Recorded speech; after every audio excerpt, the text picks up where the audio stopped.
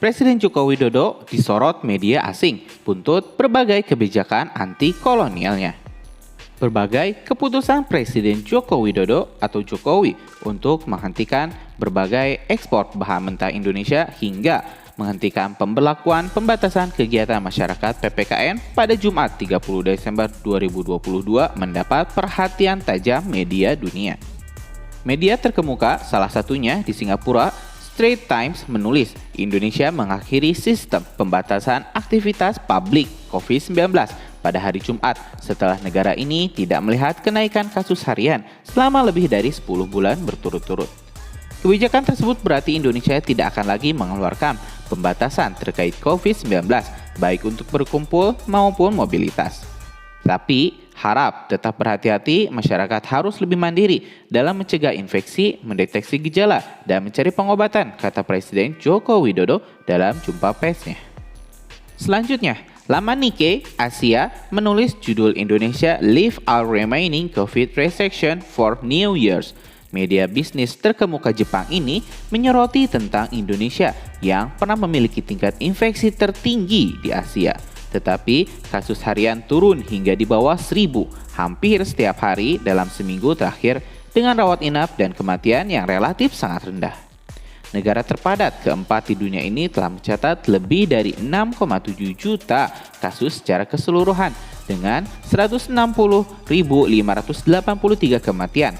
Hampir 75% penduduk Indonesia yang berusia di atas 6 tahun atau 174,7 juta orang telah menerima 2 suntikan vaksin atau sekitar 68,5 juta telah mendapatkan setidaknya 1 suntikan penguat menurut data Kementerian Kesehatan, tulis media Jepang ini. Sementara Free Malaysian Today menulis Indonesia hari ini menghapus semua langkah yang tersisa untuk mengendalikan penyebaran COVID-19 karena sebagian besar penduduk negara sudah memiliki antibodi terhadap penyakit tersebut, ujar Presiden Joko Widodo. Tidak akan ada lagi pembatasan pada pertemuan dan pergerakan, kata Presiden. Pada konferensi pers mencatat bahwa keputusan diambil berdasarkan angka infeksi terbaru. Hindustan Times menulis dengan judul No Mask, No Tracking Up, Indonesia Live Remaining COVID Restriction tentang penghentian PPKM ini. Sementara itu, terkait larangan beberapa komoditas tambang Indonesia, IMF, Bank Dunia, WPP, dan WTO dalam pernyataan bersama mendesak dan menghimbau Indonesia untuk tidak melarang ekspor bahan-bahan tambang yang dirasa menjadi kebutuhan dunia. Sebab pemimpin keempat lembaga internasional itu menilai perang Rusia-Ukraina menambah tekanan yang ada di tengah pandemi COVID-19. Perubahan iklim geopolitik sudah mengancam jutaan orang di dunia. Mereka menyebut pelarangan ekspor biji nikel hingga bauksit di 2023 akan memicu kenaikan tajam harga-harga bahan pokok dan kekurangan pasokan yang akan memicu tekanan dan mengancam negara-negara barat. Kerentanan juga meningkat pesat di negara-negara berpenghasilan tinggi yang menampung sebagian besar orang-orang miskin di dunia.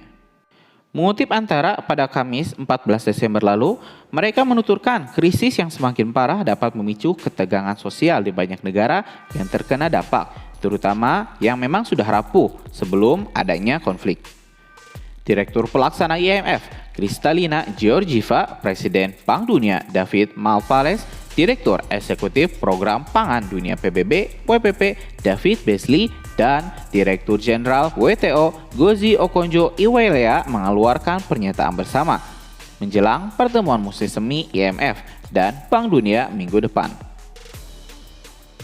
Mereka mengatakan kenaikan harga pangan diperparah oleh peningkatan dramatis dalam biaya gas alam, bahan utama pupuk nitrogen yang mengancam produksi pangan di banyak negara.